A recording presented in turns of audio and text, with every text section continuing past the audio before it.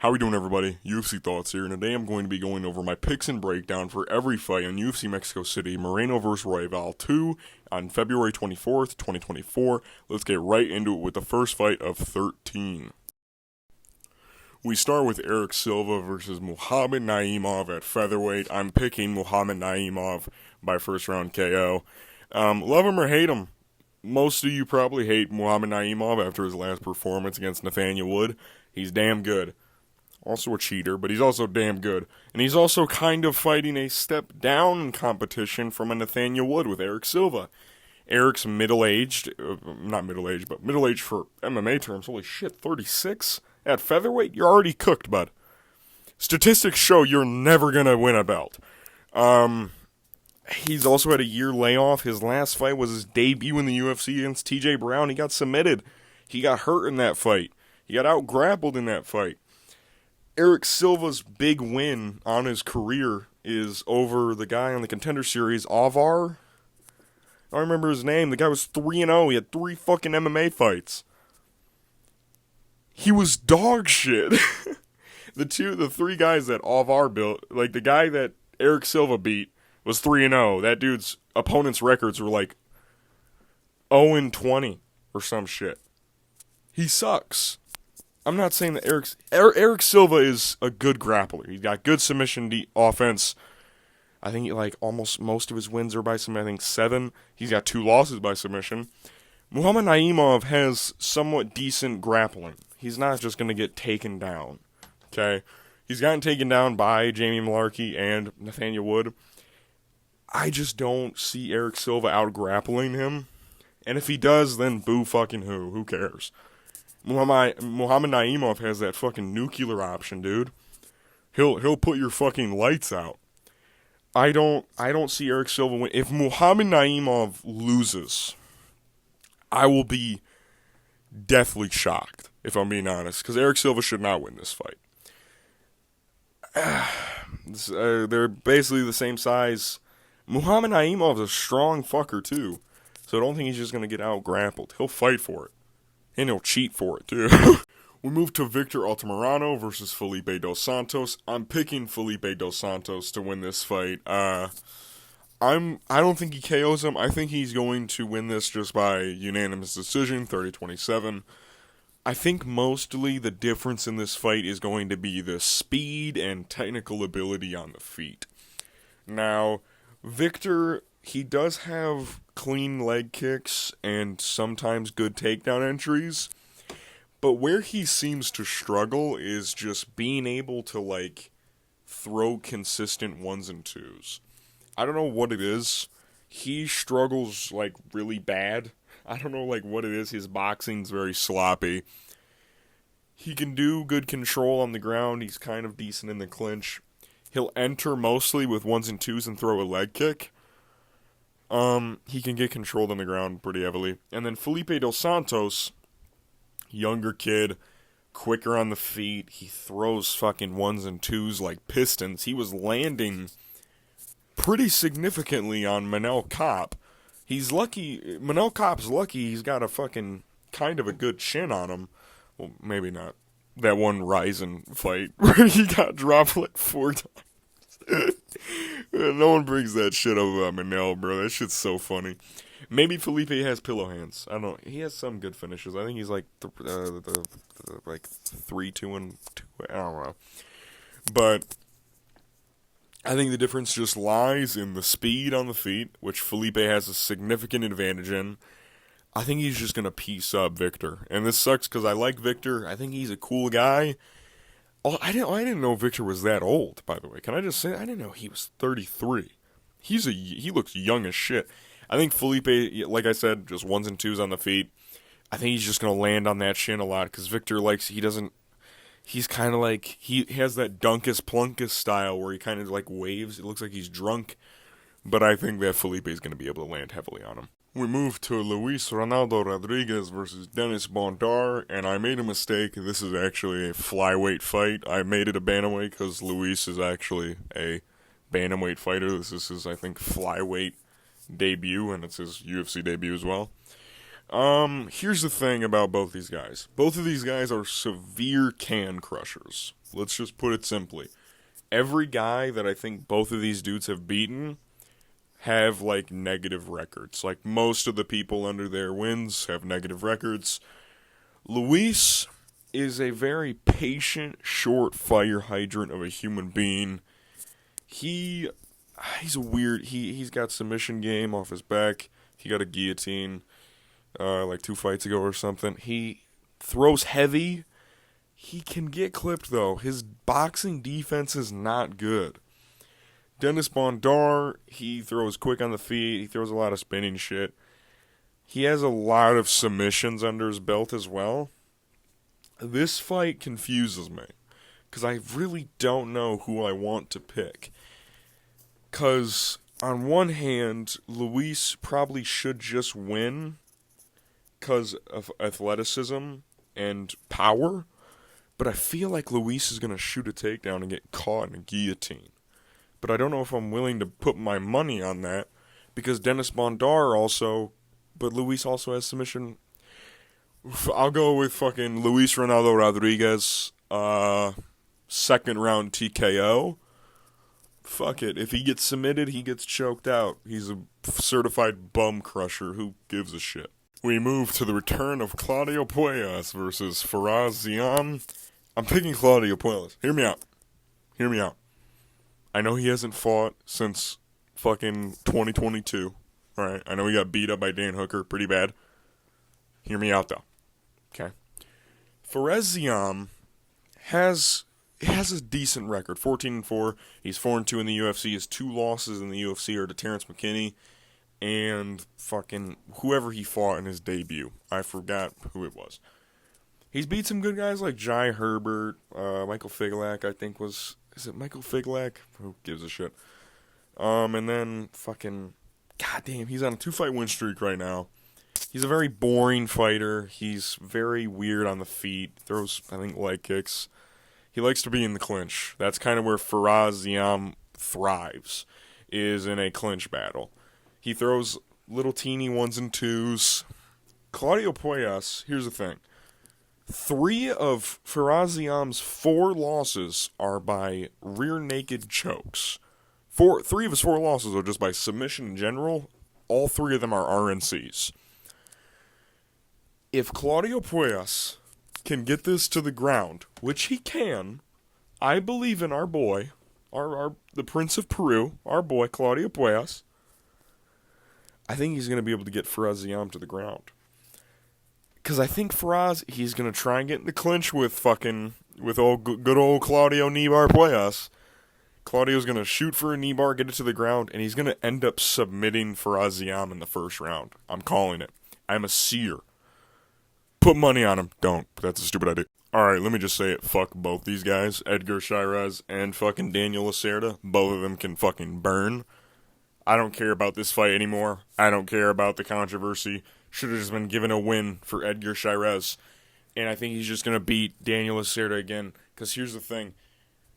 Edgar didn't have to cut 5 extra pounds. He literally just stopped cutting weight early because they told him to. Because Daniel literally gave up on cutting weight. He missed weight and was like, I'm not cutting any more weight. So that made Edgar Chairez's team go like, well, we're not going to cut the rest of our weight if you're not going to cut your fucking weight. The first fight was pretty, like, lackluster and, like, kind of even, I guess. Daniel Lacerda threw, like, a lot of leg kicks, and Edgar Chairez has decent boxing. Daniel Lacerda has a gas tank of a fucking heavyweight at bantamweight. I don't even know how that's fucking possible. This fight's going to be exactly like the first one, but this time Daniel Lacerda is just going to go unconscious, I guess. He's either getting knocked out in spectacular fashion in the second round or submitted in the first. I'm picking the first option. I'm picking TKO in the second round for Edgar Chairez. I think he's going to beat the shit out of Daniel Lacerda. Because here's the thing. Edgar Chairez, he was able to go on the ground with Tatsuro Taira and, like, survive. Daniel Lacerda would get fucked up, dude, by fucking Tatsuro Taira. That was in his debut, Edgar Chairez. He's gonna mop the floor with... I'm done picking him. I'm done picking Daniel Lacerda. Fuck him. We move to Jesus Aguilar versus Mateus Mendonça. This fight is interesting to say the fucking least. I think I'm gonna pick Mateus, if I'm being honest. Hear me out. Jesus should, if Jesus had longer arms, 62-inch reach is fucking mind-boggling. Can we just, like, put that in perspective? That might be one of the shortest fucking reaches I've seen in my fucking life. Look at the fucking image of him. They don't look that small, but he's also a smaller guy, 5'4". Mateus struggles with people with longer reaches, aka Nate Maness and Javid Basharat. They both have, I think, Javid's like 69, 70, and Nate Maness has like a 72, right? Mateus is going to struggle with those guys because he can't strike with them. This fight scares me for a guy like Jesus because he struggles with longer guys. Because in his debut, he fought Tatsuro Taira, who's also kind of a longer kind of guy who's able to get in submissions and stuff. I think Jesus is going to struggle on the feet with Mateus. Mateus hits hard. He does. There's, like, evidence backing it up. He does hit hard. He has submission threats. He's able to go to the distance sometimes, somewhat. His cardio isn't that good, but Jesus is not going to push a Javid Basharat pace. He just isn't. He's also not going to be able to hit ground and pound like fucking Nate Maness is. He just isn't, right? I think, sadly, we're going to see Jesus Aguilar lose after such a critical performance against a guy like Shannon Ross. After this fight, I think Jesus Aguilar should low-key just invest in bone extensions in his arms. I don't know if those even exist. I think he should. They should exist for him. Maybe, like, the same thing they do with legs. Maybe they're able to do that with fucking arms. I don't know. I think he should invest, if I'm being honest. Take the years off. I mean, you're 27, right? You got time to recover, bro. Fucking get longer arms, dude. We move to Christian Quinones versus Raoni Barcelos. I'm picking Raoni. I know he's 1-4 in his last 5, right? But Christian Quinones is not a Kyler Phillips. He's not an Umar Nurmagomedov. He does have power to knock out a guy like Raoni, but Raoni, I think his chin... Listen, I know he just got knocked out 2 fights ago, right? But that's his 1 KO loss in his career. I think Christian has more KO losses than Raoni does, right? I mean, Kwang Hong, what was Kang? He fought not to it's not the taser. Is his name? Who gives? I don't remember. He starched Christian Quinones, right? Like, Christian Quinones is a very, like, sloppy fighter. Raoni's more technical. He keeps the 1s and 2s tight. He's good on the ground, good in the clinch. He's not at a significant size disadvantage in this one. He has the reach advantage against a guy like Christian Quinones. He has the athletic advantage in this fight. The only thing Christian Quinones really has an advantage in is, like, power. Like, he can just knock out Raoni, right? I don't think he's knocking out Raoni. I think Raoni is going to piece him apart with 1s and 2s on the feet. He's going to attack the body. I mean, look at that fucking flabby stomach of fucking Christian. For a bantamweight, you got fucking flab, dude? You're fucking done for, bud. You're fucking chalked, kid.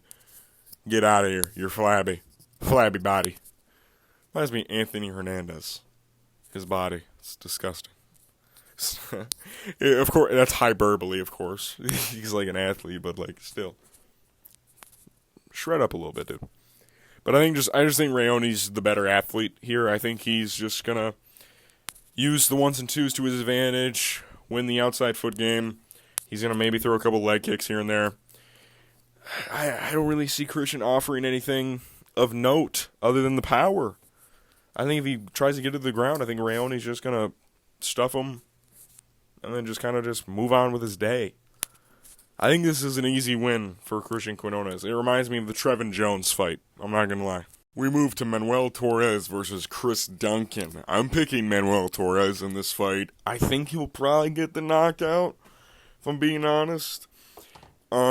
This fight's very interesting, because both these guys have good power on the feet. Chris Duncan has 7 knockouts. I think Manuel Torres has maybe a couple more. but he also has more fight experience, so that's kind of warranted. Both 2-0 in the UFC. Manuel has 2 first-round KOs. Chris Duncan has both decisions. And I think what the difference in this fight is mentality. I think that Manuel Torres always goes out there looking to find the finish. Chris Duncan, when he's made it to the UFC, he's kind of become fine with just like laying back and outpointing. And you can't do that against a guy like Manuel Torres because he has that nuclear option. Not saying that Chris Duncan doesn't have that option. I also think that Chris Duncan's chin is just a little worse than Manuel Torres. He's kind of gotten cracked. He got knocked out by Vyacheslav Boryshev on the Contender Series. And on the Contender Series his second time against Charlie Campbell, he got rocked quite a few times. And he got dropped, was it twice or some shit?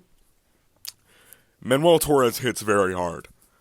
I think Manuel Torres' range will also help him. He throws straight punches. This is not an Yanal Ashmuz who has a fucking 63. He doesn't have a 63. It's like 65-inch reach, right? He doesn't have T-Rex arms. He has fucking long arms. He throws a lot of 1s and 2s. Like, nice teep to the body. Chris Duncan can knock him out, but I just don't see it happening. So I'll pick Manuel Torres I'll go first round KO. Will he keep the streak? If he keeps this streak going, that'll be insane. We move to Yasmin Yarugi versus Sam Hughes. I'm picking Yasmin Yarugi. I think this is probably one of the safest bets on the card. I know Yasmin just got chinned by fucking Denise Gomes last time out. Sam Hughes doesn't have the stand-up presence that Denise Gomes has.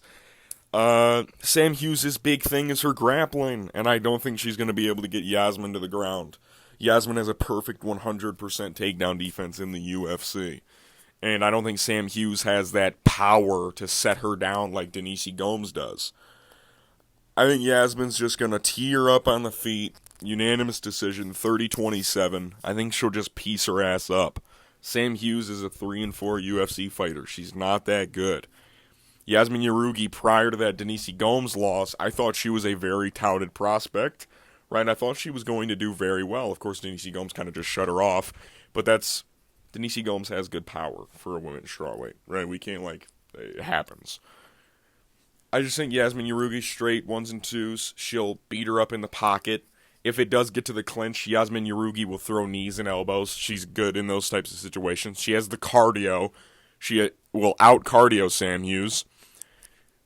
Sam Hughes, I'm surprised she hasn't been cut. This just shows how much the UFC needs to fill in these lower, rankings in these divisions. Just they keep people along for the ride, right?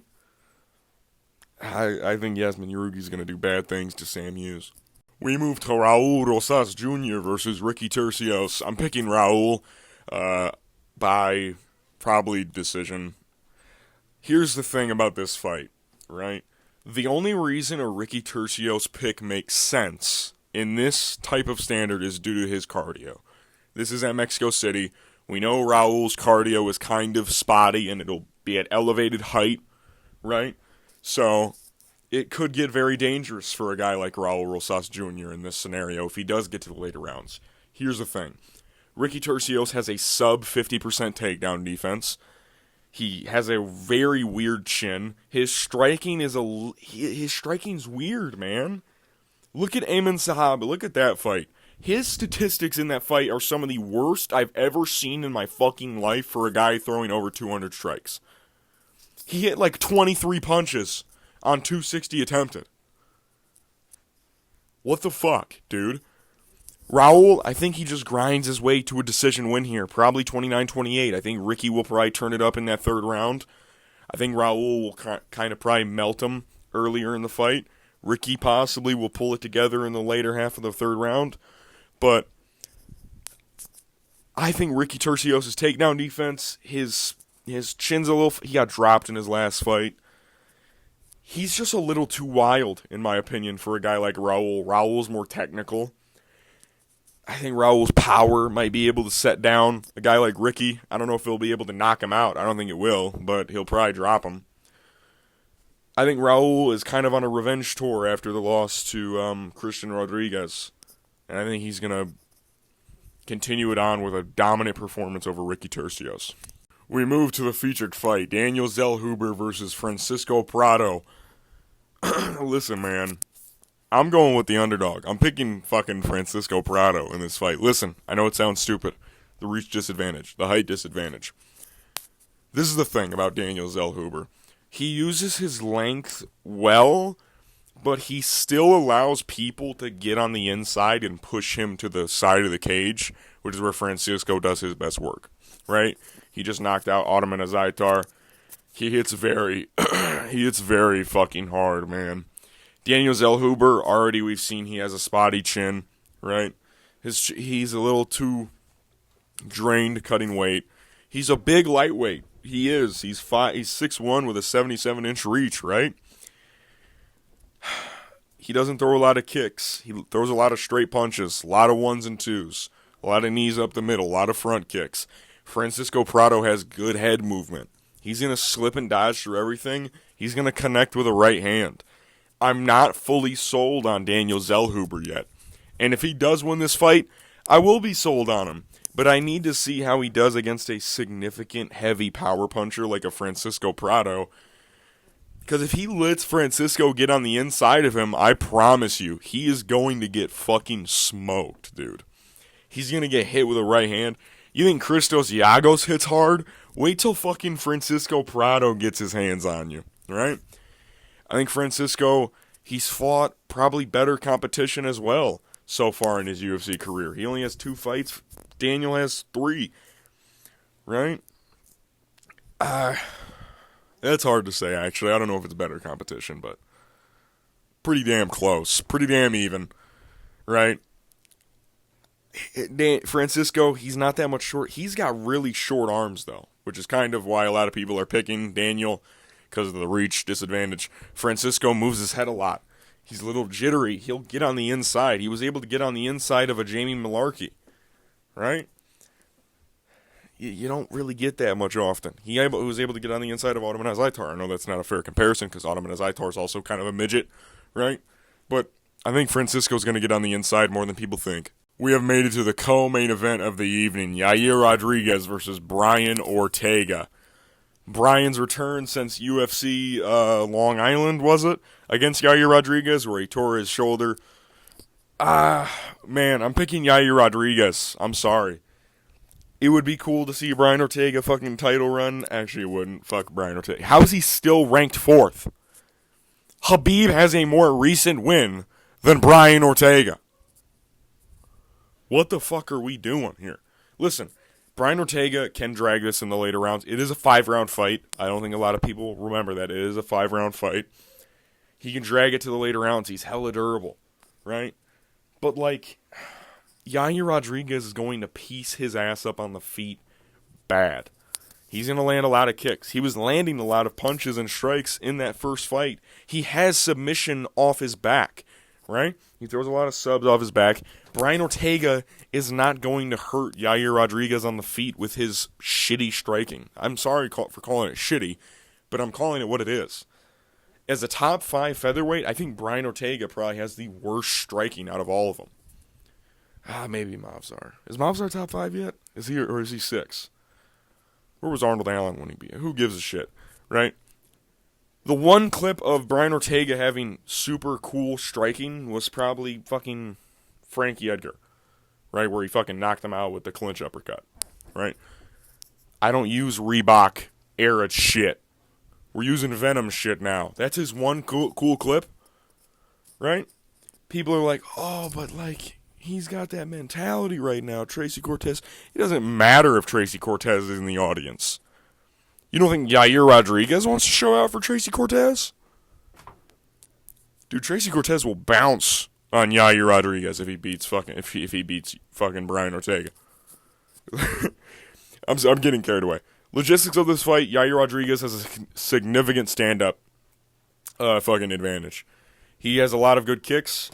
In the first fight, he was piecing his ass up with the jab and the 1-2s. He was piecing him up. A lot of people do not remember. He was beasting the fuck out of Brian Ortega. Brian Ortega got him to the ground. Yair Rodriguez went for an armbar. Almost, he fucking basically injured him. It wasn't Brian Ortega injuring himself. It was more or less Yair injuring him.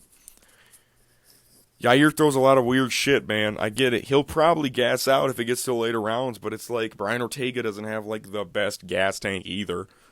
He'll get slow and sloppy too. Probably just a little less than Yair Rodriguez. I think Yair finishes him early. I think he does. I know Brian Ortega has one of the most durable heads at featherweight. He doesn't want to go down. But trust me, his face will be bloated up by round 3, if it even gets that far. The time off will not treat fucking Brian Ortega well, right? He's been off since 2022. Yair's going to piece his ass up, promise. Yair Rodriguez title shot incoming after this fucking demolition of fucking Brian Ortega. Watch. I say he TKOs him round 2. We've made it to the main event of the evening. Brandon Moreno versus Brandon Royval. The Battle of the Brandons. I'm picking Brandon Moreno. I wish this fight had more time to come to fruition, right? Because Brandon Royval literally fought fucking 2 months ago, right? He got beat up by Alexandre Pantoja. Brandon Moreno's coming off a bit of a longer layoff. He's had a lot of time to recover from the fucking fight of the year contender with Alexandre Pantoja. Basically, Pantoja's sons are fighting right now. I don't know what it is with Pantoja sonning dudes with the last name with a first name Brandon. I don't know what he beats the fuck out of them though. Apparently, I think Brandon Royval, he's gonna be slower. He's gonna gas really fast. I feel in this fight. Listen, he probably has the power advantage over Brandon Moreno, but in that first fight, it's like Brandon kind of just like sunned him a little bit. Listen, Brandon Royval, of course, always has the deadly guillotine, the submissions, right? Brandon Moreno's not even going to want to go to the ground with him. Because here's the thing. Brandon Royval, it's at Mexico City, elevation. Brandon Moreno can do that shit for days. He can do stand-up battles. His cardio treats him well. Brandon Royval, he's going to get sloppy. He's going to get tired really quick. Especially with the short layoff. Right? 2 months ago, 5-round fight. Win all 5 rounds. Looks sloppy in 3, 4, and 5. This fight, it's going to be even quicker. Brandon Moreno is going to fuck up Brandon Royval, and it kind of sucks. Because I like Brandon Royval. Raw dog. He's a cool guy. He's a fun dude. But Brandon Moreno is going to fuck him up, man. I think he's going to fuck him up bad.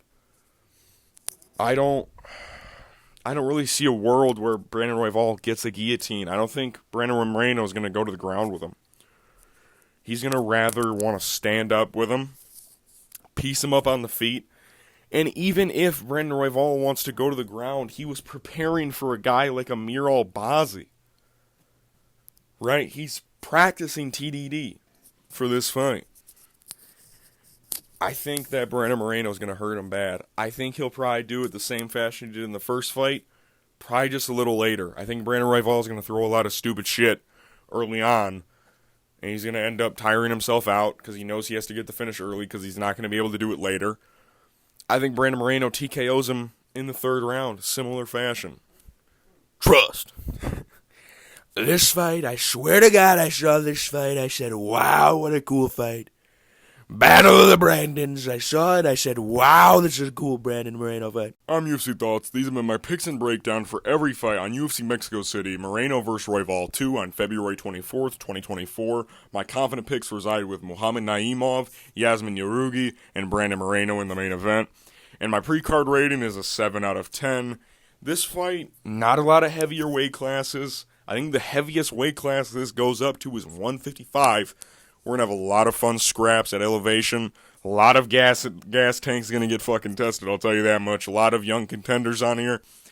I like the co-and main event, right? I like the co-main and the main event. It shows probably who's going to fight for the title next. I mean, UFC 301 in Brazil needs a main event. And Alexandre Pantoja has said that he is going to fight there. I don't know if the winner of this is going to fight him, or if they're just going to throw like an Amir Albazi on there. I don't know what's going to happen there. But yeah, then the co-main event, I mean, Volkanovski just got fucking murdered by Ilia Topuria, right? Needs somebody in there. I don't think Movsar Evloev deserves it. I don't give a shit if he fucking quote-unquote beat Arnold Allen. He didn't beat him. I don't care. He fucking lost that fight. Arnold Allen won 3, dude. Fuck out of here. But anyways, I hope the fights are good, man. 7 out of 10. I hope it's a 10 out of 10 at the end of the night. Probably going to be some snoozers on here. There's a lot of fights, 13. But what are you going to do?